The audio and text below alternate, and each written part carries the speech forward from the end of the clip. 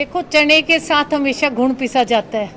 ये हमारे 4.5 साल का जो पीरियड था बीजेपी के साथ, इसका भुगतान देखो, लोगों को नाराज़गी तो बीजेपी से है, जो किसानों को दिल्ली नहीं जाने दिया और बहुत सारी उनकी मांगे हैं। तो उसके साथ साथ अगर वो बीजेपी का विरोध करें तो कहीं ना कहीं साथ रहने का कारण जो है, इसीलिए शायद वो दुष्यंत का विरोध करें।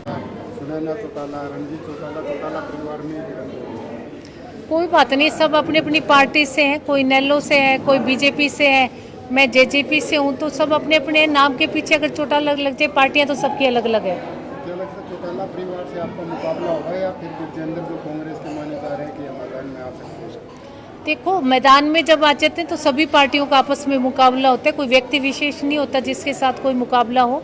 और हम कड़ी मेहनत कर रहे हैं और मेहनत के बल पे ही, कार्यकर्ताओं के दम पे ही पार्टी जो है वो आगे निकलने का काम करती है। इन्हीं के दम पे इलेक्शन जीतेंगे। का परिवार से एक तरह से कह सकते हैं कि जेजेपी का टकराव हुआ, अब हिसार में टकराव होगा, तो क्या मानते हैं डुमरखा परिवार के जो वार है, पलटवार है, उनके बारे में? दोनों ही परिवार जो है वो राजनीतिक परिवार है और जब अलग अलग पार्टियों से होंगे, कोई ना कोई तो खड़ा ही होता होगा, तो इसमें कोई टकराव वाली बात नहीं है।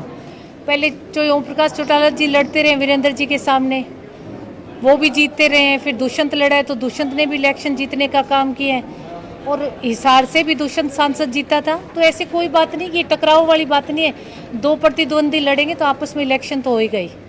क्या लगता है जिस प्रकार से बीजेपी नेताओं का कल जो है दूसरे का भी विरोध हो रहा है, इसके पीछे वजह क्या मानते हैं? लोगों की नाराजगी बीजेपी से या फिर बीजेपी दोनों से? देखो, चने के साथ हमेशा घुन पिसा जाता है।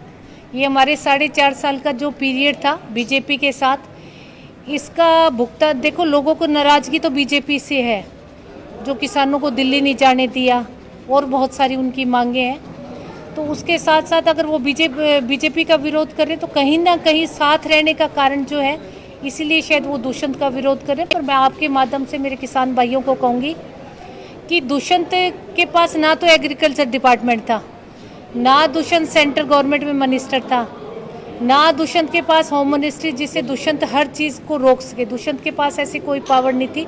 उल्टी का दुष्यंत ने तो जब सांसद था तो लोकसभा में, संसद के अंदर ट्रैक्टर ले जाकर किसानों की आवाज़ उठाई थी, उसका टैक्स माफ़ करवाया।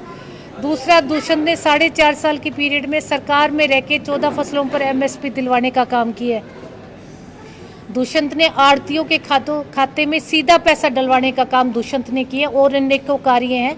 तो मैं मेरे किसान भाइयों से अपील करूंगी आपके माध्यम से, अगर किसी भी प्रकार की नाराज़गी कोई दुष्यंत से है तो मिल बैठ के बात कर लेंगे।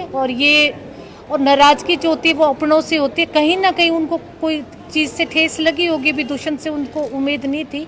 फिर भी मैं आपके माध्यम से उनसे माफ़ी मांगना चाहूँगी, मेरे किसान भाइयों से, और इस चीज़ को लेकर कोई विरोध प्रदर्शन ना करें, बैठ के हर बात का समाधान है।